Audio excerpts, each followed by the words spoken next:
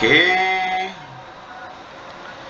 Oke, kita mulai aja ya. Selamat malam teman-teman. Malam Pak. Oke, pada pertemuan kali ini kita akan membahas sesuai dengan RPS yang diberikan oleh kampus. Kita akan bahas kembali use case diagram, di mana di dalamnya termasuk adalah include, extend, dan generalization. Kemudian kita juga akan memvisualisasikannya menggunakan activity diagram. Teman-teman ada yang masih ingat nggak use case itu biasanya ada apa aja ya? Ada objek, aktor, objek atau aktor ya. Terus Iya, ada betul. direct point atau panah gitu. Iya, Terus betul. ada objek gitu. Betul betul. Terima kasih. Saya udah belum sharing ya? Oh, sharing dulu deh. Lupa.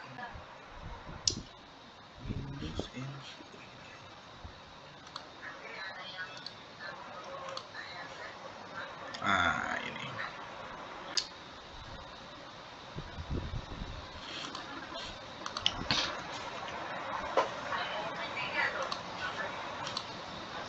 Oke.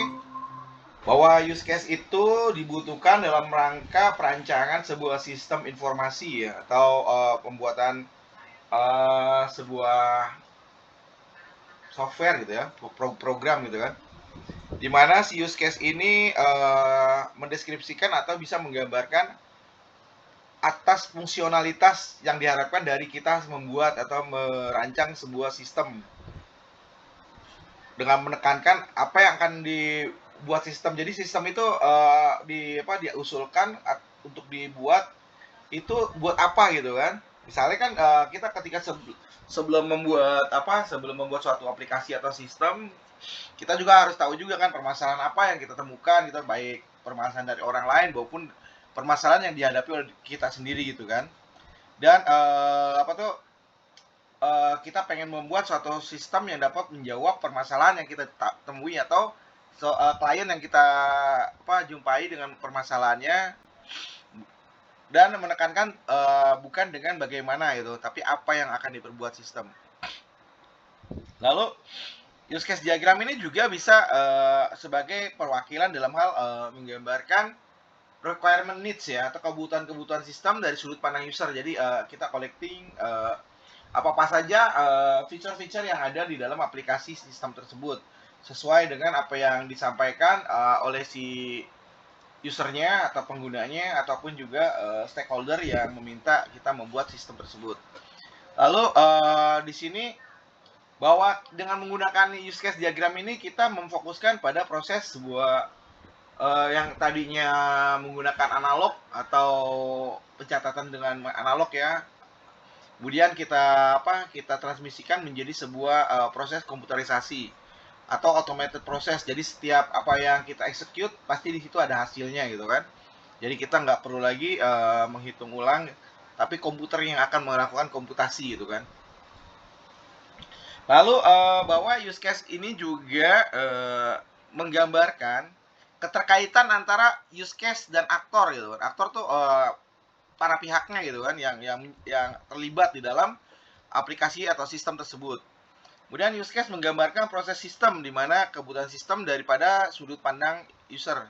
Dan secara global bahwa use case itu adalah behavior atau pola perilaku dari sistem.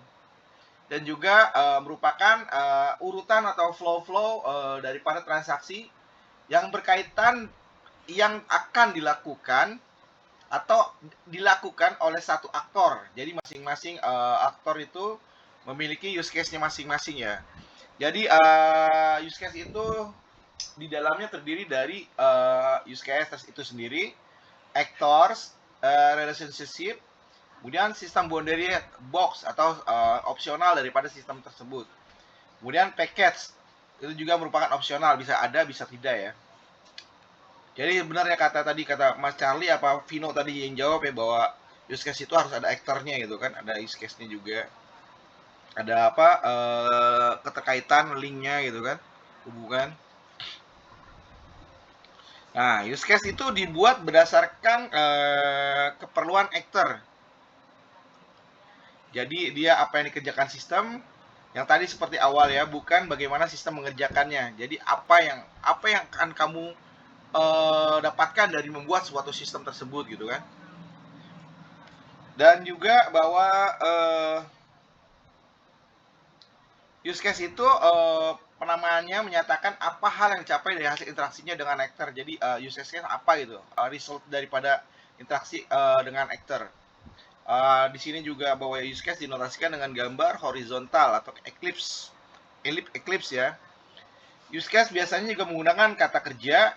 Nama use case boleh terdiri dari beberapa kata dan tidak boleh ada dua use case memiliki nama yang sama. Jadi harus dibedakan, misalnya ada pekerjaan masing-masing itu jangan disamain ya. Misalnya use case transaksi, use case pengembalian gitu kan.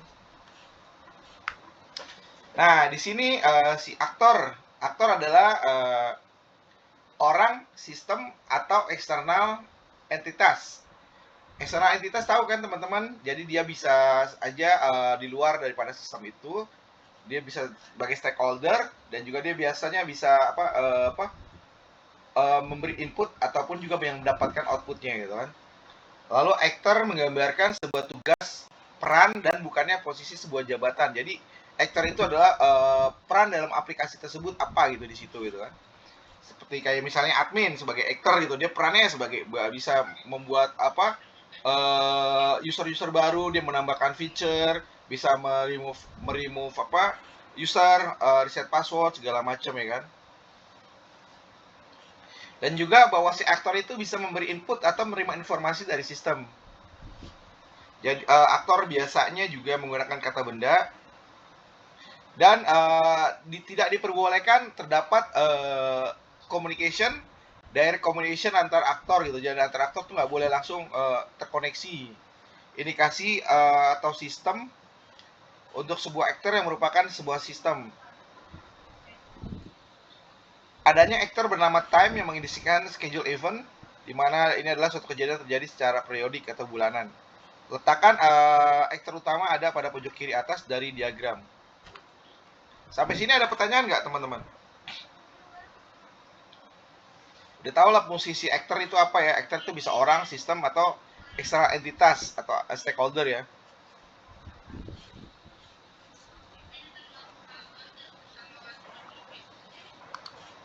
Maaf, tadi bisa sistem jadi aktor gitu Pak. Kenapa? Aktor itu bisa sistem ternyata ya. Bisa. Contohnya gimana Pak? Ya.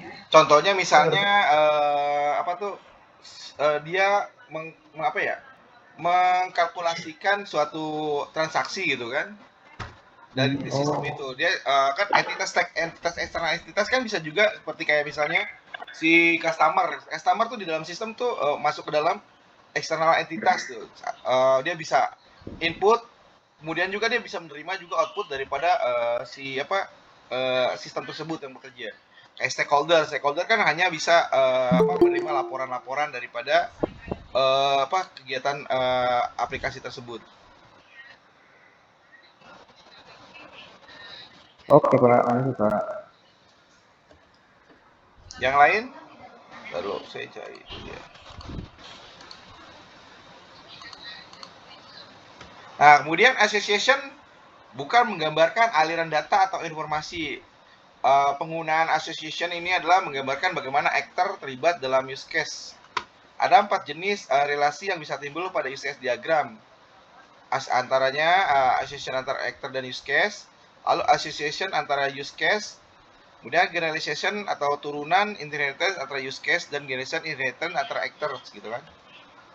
Nah, association antara actor dan use case, ujung panah pada association antara actor dan use case mengindikasikan siapa atau apa yang meminta interaksi dan bukannya mengindikasikan aliran data. Sebaiknya gunakan garis tanpa panah untuk association antara aktor dan use case. Jadi antara aktor dan use case-nya itu gunakan tanpa panah, sedangkan association antara aktor dan use case yang menggunakan panah terbuka untuk mengindikasikan bila aktor berinteraksi secara pasif dengan sistem Anda.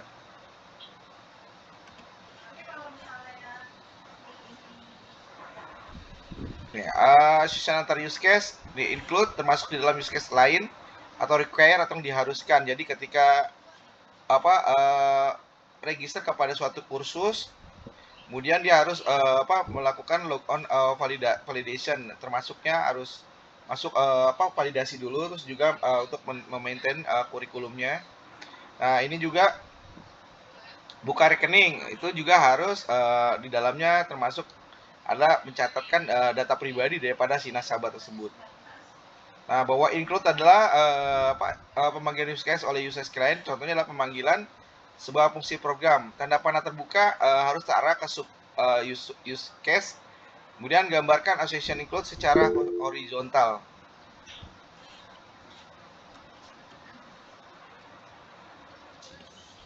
Lalu extend atau perluasan.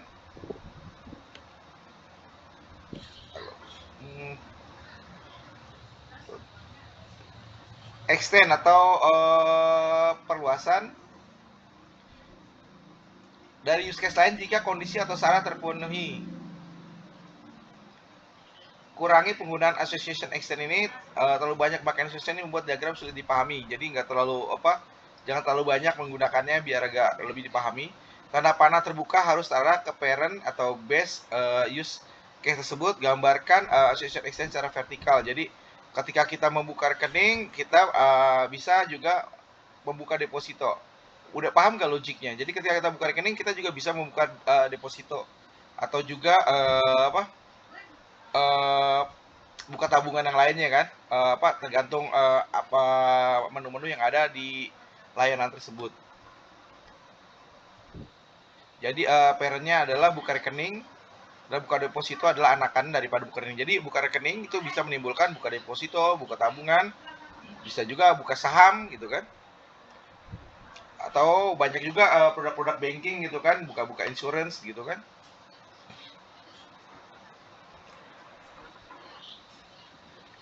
Kemudian generalization inheritance antara use case.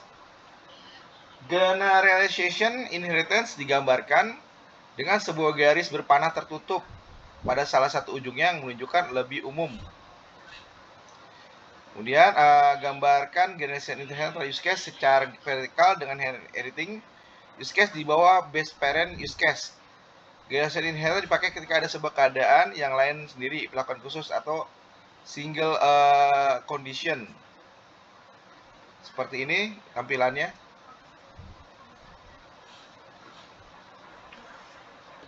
Lalu yang ini antar use case ya. Ini kan use case. Kemudian antara generalization and inheritance atau antara aktor gitu kan. Ada dua aktor. Gambarkan generalization inheritance antara aktor secara vertikal dengan inheriting aktor di bawah base parent atau base atau parent use case. Jadi parent use case-nya di sini apa ya? Teman-teman tahu nggak di sini yang menunjukkan bahwa base parent use case-nya yang mana? Teman-teman ada yang bisa menunjukkan? Pak, gimana Pak? Pak? Yang menjadi parents daripada use case ini?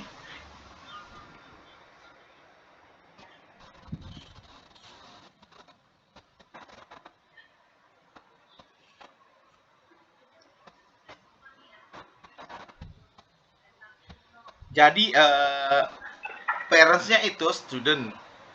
Parents yang di use case-nya ada enroll student. Nah, ketika di turunannya adalah ketika kita student, kita ada dikasih pilihan. Ada internal student, ada juga student biasa, benar gak teman-teman? Terus juga ketika itu juga ada dia mendaftarkan sebagai pelajar dan juga diperluasnya juga dengan mendaftarkan diri sebagai pelajar internasional gitu kan. Nah, di sini include-nya adalah dia bisa mendaftarkan seminar ketika dia sudah menjadi pelajar gitu kan. Kita lihat parentnya student, international student, jadi parent use case-nya. Iya, ini yang jadi parent-nya. Nah, ini kalau actor parents-nya yang ini. Oh, oke. Berarti enroll student maksudnya. Iya. Oke.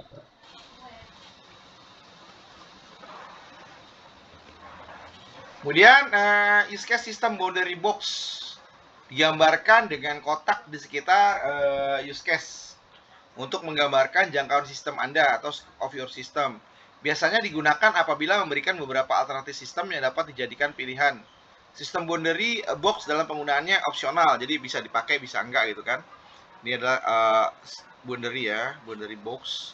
Kita di sini ada dua 3, 4 actor. Ini kayak gini nih.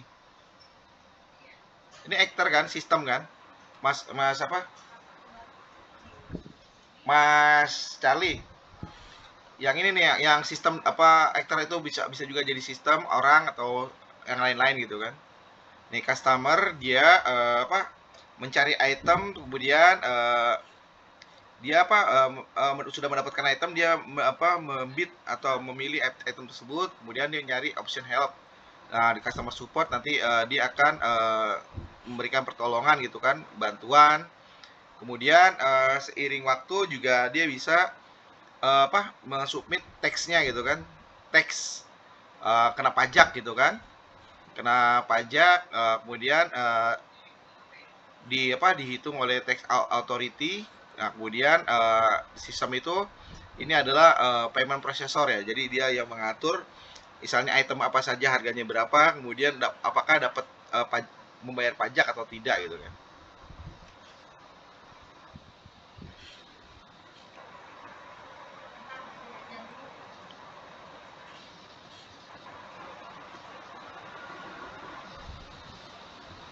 Nah, studi kasusnya nanti sebagai tugas ada beberapa studi kasus nanti dilewatin, tapi nanti jadi PR lah ya. Studi kasusnya, Koperasi UHAMKA adalah sebuah koperasi yang mengelola simpan pinjam bagi para anggotanya. Jadi dia adalah sebuah koperasi simpan pinjam. Berikut ini adalah kegiatan dilakukan oleh bagian kredit dalam menangani pemberian pinjaman bagi para anggotanya. Setiap kali bagian kredit akan memberikan pinjaman kepada anggota, maka anggota diharuskan mengisi formulir permohonan pinjaman yang berisi nomor EPP, tanggal permohonan, nomor anggota, nama anggota, jumlah permohonan dan keperluan yang kemudian oleh bagian kredit dicatat dan disimpan ke dalam arsip EPP. Berdasarkan arsip EPP tersebut, bagian kredit membuat bukti peminjaman yang diberikan kepada anggota yang berisi nomor BP, tanggal BP, kemudian nomor anggota, nama anggota, jumlah realisasi, lama angsuran, jumlah angsuran, dan juga bunga. Di mana pada setiap bulan, anggota diharuskan membayar angsuran. Jadi dia mendapat pinjaman dan juga diharuskan membayar per bulannya sejumlah angsuran yang disepakati pada saat peminjaman yang kemudian oleh bagian kredit dicatat dan direkam ke dalam arsip angsuran. Berdasarkan arsip angsuran tersebut, bagian kredit membuat bukti angsuran yang diberikan kepada anggota yang berisi nomor BA, tanggal BA, nomor BP, jumlah angsur, dan bunga. Nah, pada akhir bulan, bagian kredit selalu membuat laporan peminjaman dan laporan angsuran yang diberikan kepada ketua koperasi. Ini studi kasusnya.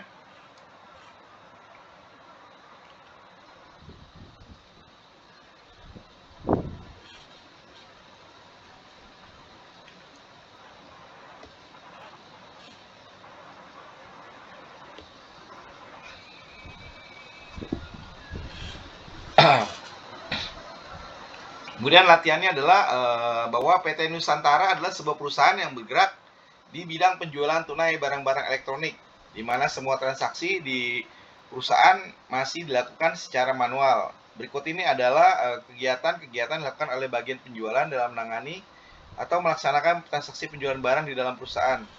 Yang pertama adalah bahwa ketika pemesanan barang, bagian penjualan akan menjual barang, ia selalu menerima surat pesanan dari pelanggan. Jadi berdasarkan pesanan dari pelanggan, maka bagian penjualan akan menjual barang tersebut. Kemudian dia mencatat dan juga merekamnya ke dalam arsip surat pesanan. Berdasarkan arsip surat pesanan tersebut, bagian penjualan membuatkan faktur dan surat jalan yang dikirimkan kepada pelanggan sebagai bukti bahwa barang yang dipesan sudah terrealisasi dan rangkapnya disimpan sebagai arsip faktur dan arsip surat jalan. Nah, kemudian pada bagian pembuatan akwitansi, apabila faktur dan surat jalan sudah sampai di tempat pelanggan, maka pelanggan mengirimkan pembayaran yang kemudian oleh bagian penjualan dibuatkan kwitansi yang dibuat berdasarkan arsip faktur yang kemudian diserahkan kepada pelanggan sebagai bukti pembayaran dan lengkapnya disimpan ke dalam arsip kwitansi. Kemudian pada bagian penjualan setiap akhir bulannya dia membuat laporan penjualan berdasarkan arsip faktur dan laporan pesanan. Berdasarkan arsip pesanan dan laporan pengiriman berdasarkan arsip jualan, surat jalan yang ditunjukkan kepada kepala bagian penjualan. Nanti ini yang dijadikan latihan use case-nya, pembuatan use case.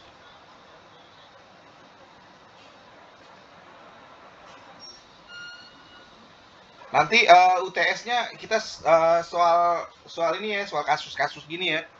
Bikin gambar aja.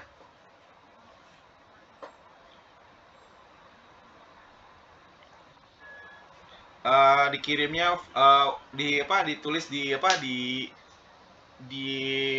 buat dikirim ke kampus sebagai bukti juga nggak apa-apa, ditulis nama atau apa gitu kan, tapi tetap nanti kirim juga di LMS.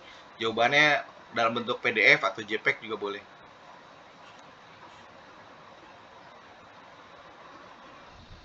Ada pertanyaan nggak mengenai tugas pertama ini? Nanti untuk kalau misalnya nggak selesai bisa buat tugas di rumah.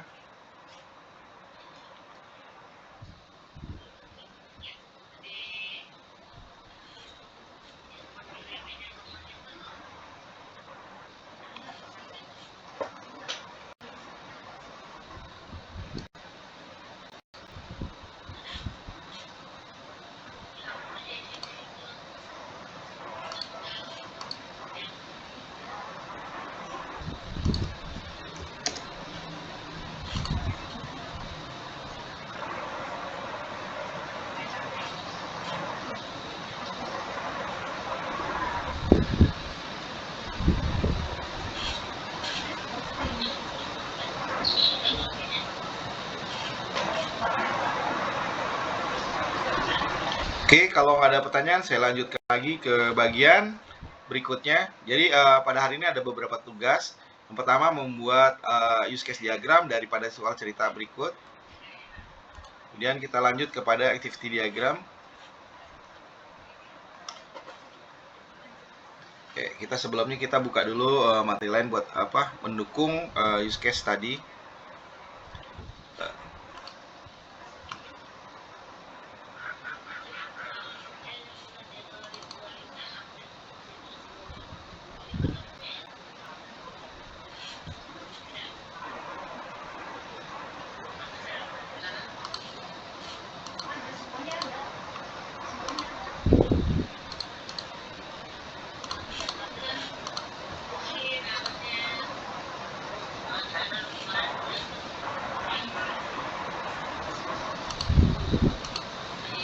Jadi bisa nanti teman-teman dipecah-pecahkan dulu tugas daripada yang tadi ya di use case-nya. Teman-teman bisa mendeskripsikan dulu usernya siapa di aplikasi tersebut. Tadi kan bagi penjualan ya. Kemudian di situ juga ada customer gitu kan, orang yang belanja gitu kan. Jadi di sini teman-teman bisa usernya si penjualan tuh dia deskripsinya dia ngapain aja gitu kan. Terus si customer tuh bisa aja ngapain aja. Lalu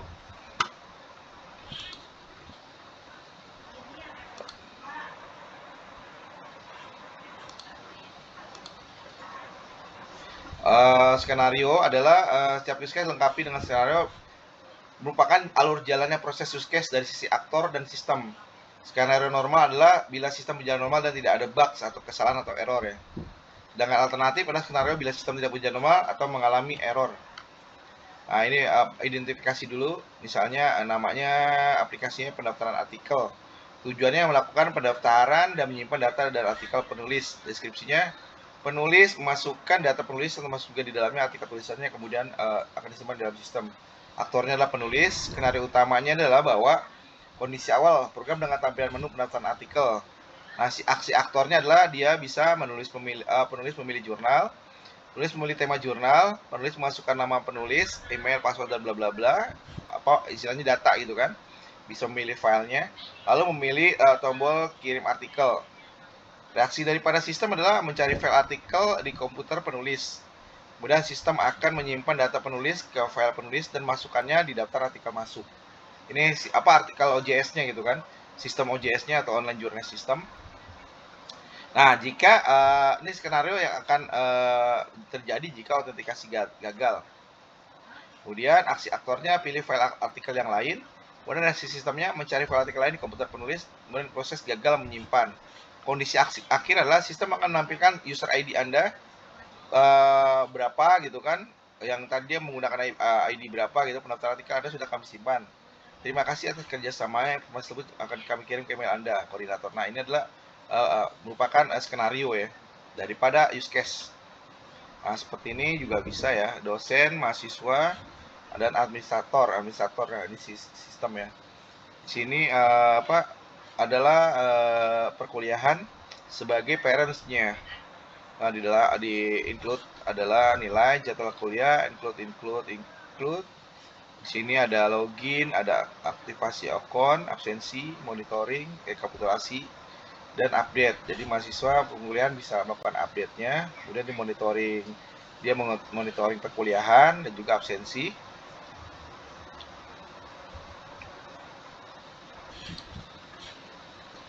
Adapun skenario use case bertujuan untuk mendeskripsikan atau menjelaskan diagram use case. Misalnya tadi ya, nama use case-nya adalah absensi.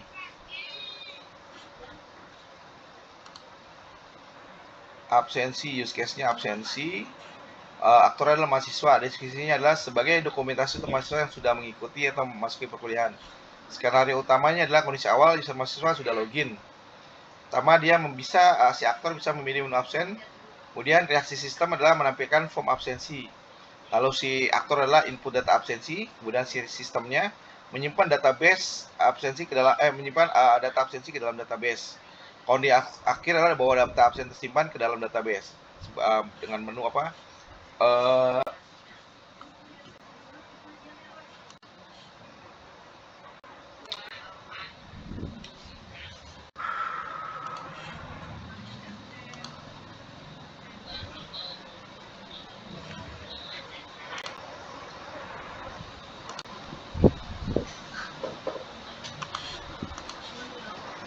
Oke, ada pertanyaan nggak teman-teman? Tidur ya?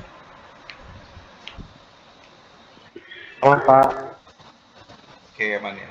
Kemudian sekarang activity diagram. Dia bisa menggambarkan proses bisnis dan juga flow daripada aktivitas dalam sebuah proses. Dia digunakan untuk memodeling bisnis dalam memperlihatkan urutan aktivitas proses bisnis. Dia juga mirip flowchart atau data flow diagram pada perancangan terstruktur. Manfaatnya adalah kita bisa membuat diagram ini terlebih dahulu dalam memodelkan sebuah proses untuk membantu memahami proses secara keseluruhan. Activity diagram dibuat berdasarkan sebuah atau beberapa use case pada use case diagram. Nah, ini adalah beberapa simbolnya. Jadi dimulai dengan start point dan diakhiri dengan end point. Ini adalah lambang daripada simbol aktivitas. Ini adalah percabangan. Ini adalah join percabangan. Ini adalah decision-nya, bisa mau kemana, ini ya, tidak gitu kan. Swimlane, sebuah cara untuk melumpuhkan activity berdasarkan aktor, melumpuhkan activity dalam sebuah urutan yang sama. Contoh activity diagram penarikan uang dari akun bank melalui ATM. Yang hubungan ada beberapa ya ini ya use case.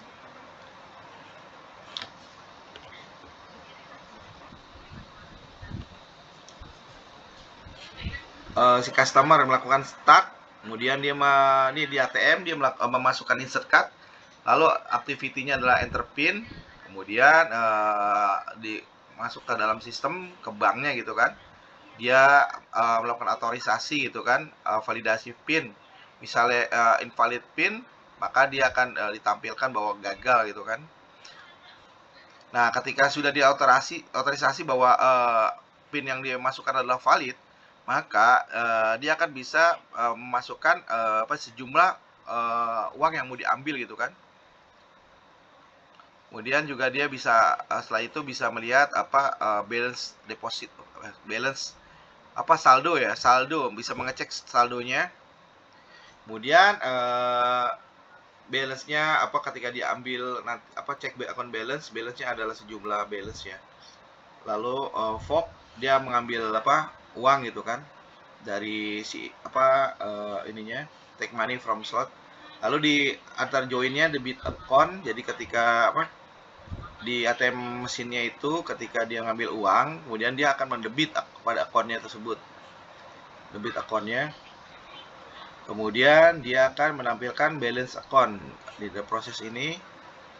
Kemudian show balance, kemudian di merge. Kemudian setelah selesai pengambilan uangnya, akan dilakukan eject card atau mengeluarkan card ya. Maka card itu diambil dan proses daripada penarikan uang dari akun bank melalui ATM sudah berakhir gitu.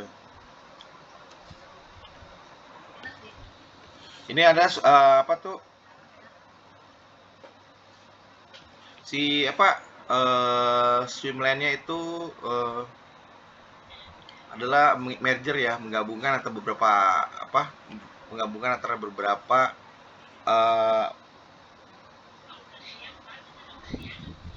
atau mengelompokkan activity berdasarkan actor dalam urutan yang sama. Ini ada beberapa actor ya. Nih kayak sini kan aktornya adalah ATM machines, jadi dia adalah sebuah sistem. Ini juga bank.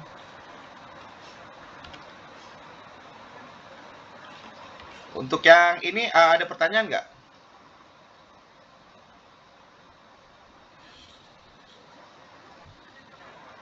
Halo teman-teman, ada pertanyaan nggak?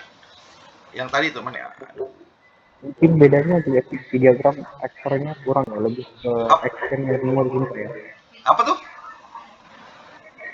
Tapi kalau untuk activity diagram itu lebih ke action semua ya, bukan lebih kalau di use case tadi kan ini ya, actor ya, perannya lebih banyak ya.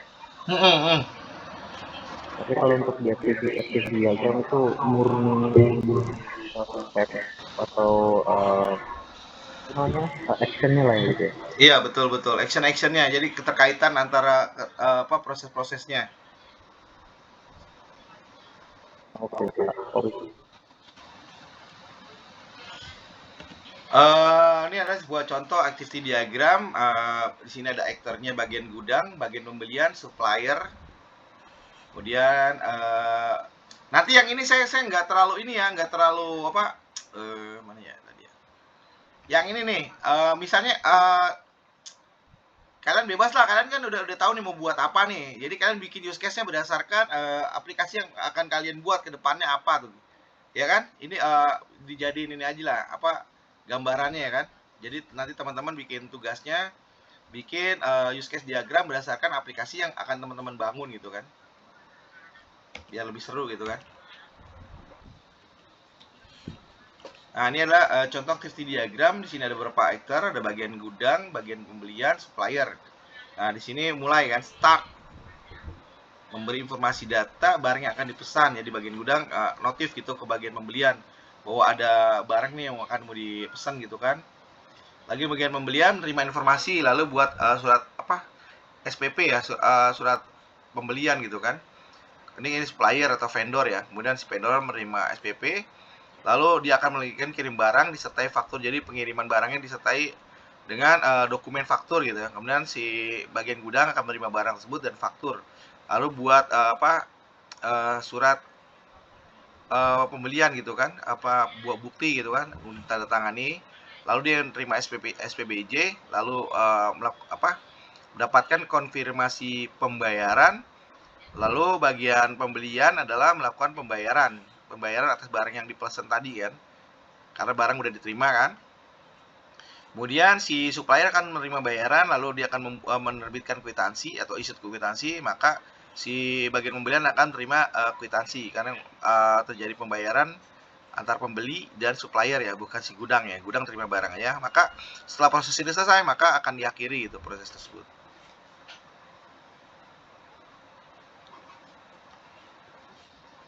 Gimana teman-teman, masih bingung nggak?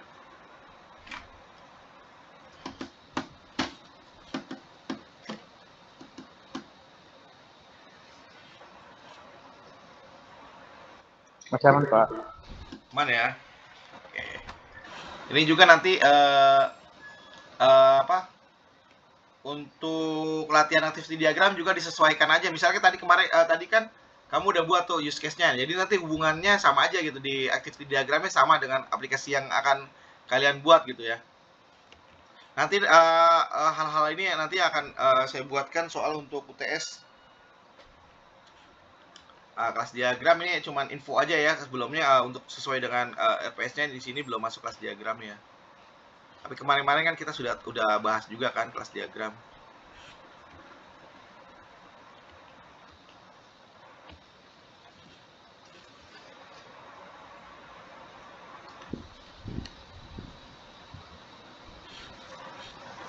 Atau sekarang dicoba aja dulu deh buat ya teman-teman, silakan ya.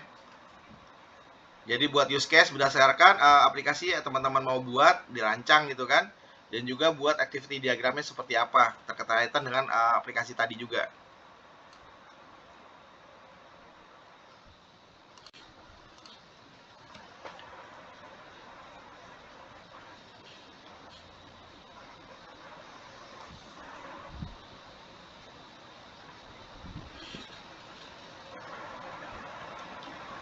Silakan ya. Saya izin ke belakang dulu.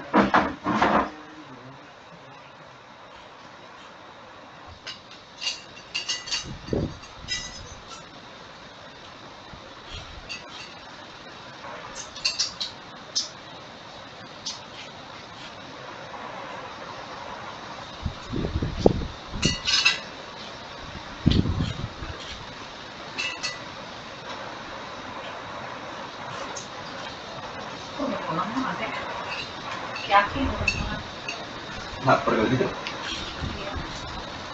Makan dampera dulu sih. Kayaknya sih sendirian. Kagak mungkin jangan sekali bang dia mah. Yang badannya pelit ya.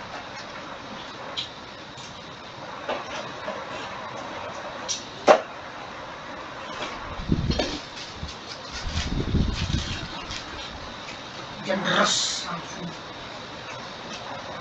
dia makan sektor.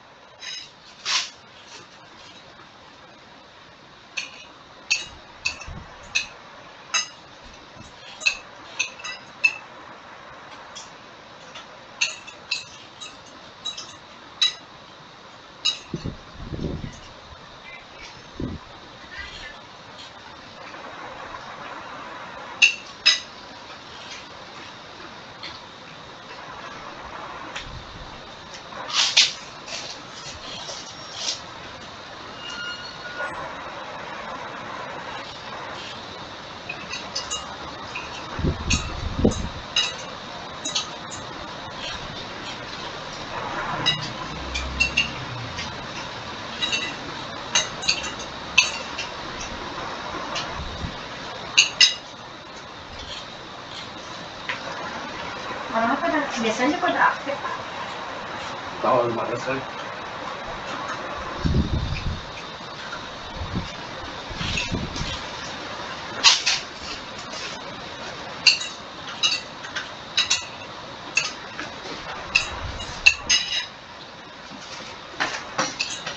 Sampai si startnya nyari jawaban video ini.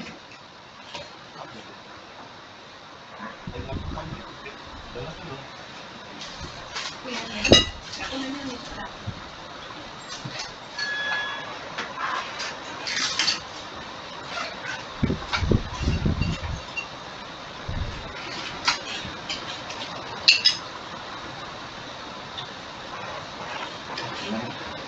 Dagingnya tuh bisa.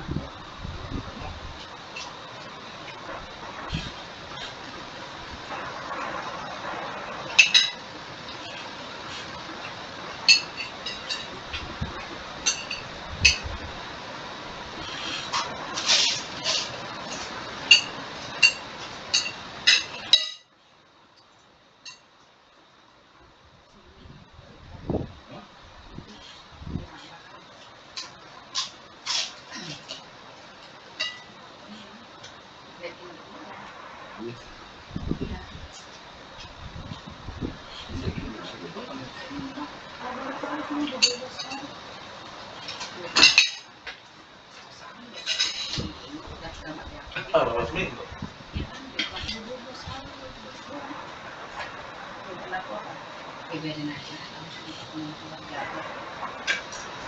Ini bisa langsung. Begitu ya? Berarti nggak pernah kan? Iya.